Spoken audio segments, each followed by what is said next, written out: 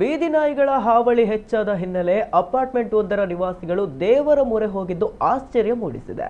ಹೌದು, ಬೆಂಗಳೂರಿನ ಅಪಾರ್ಟ್ಮೆಂಟ್ ಒಂದರಲ್ಲಿ ಬೀದಿ ನಾಯಿಗಳಿಂದ ಜನರಲ್ಲಿ ಆತಂಕ ಸೃಷ್ಟಿಯಾಗಿದ್ದು, ಇದಕ್ಕಾಗಿ ಶಾಂತಿಯುತ ಪರಿಹಾರ ಕಂಡುಹಿಡಿಯುವ ನಿಟ್ಟಿನಲ್ಲಿ ನಿವಾಸಿಗಳು ವಿಶಿಷ್ಟ ಕಾರ್ಯಕ್ರಮವನ್ನು ಆಯೋಜಿಸಿ ಕಾಲಭೈರವ ಮತ್ತು ದತ್ತಾತ್ರೇಯ ಸ್ವಾಮಿಗೆ ವಿಶೇಷ ಪೂಜೆ ಸಲ್ಲಿಸಿದ್ದಾರೆ.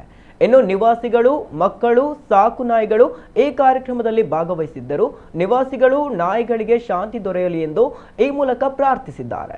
ಕಾರ್ಯಕ್ರಮದ ವೇಳೆ ಕೆಲವರು ಮಾತನಾಡಿ ಇತ್ತೀಚೆಗೆ ಬೀದಿ ನಾಯಿಗಳಿಂದ ಎದುರಾಗುತ್ತಿರುವ ತೊಂದರೆಗಳ ಬಗ್ಗೆ ತಮ್ಮ ಅನುಭವ ಹಂಚಿಕೊಂಡಿದ್ದಾರೆ.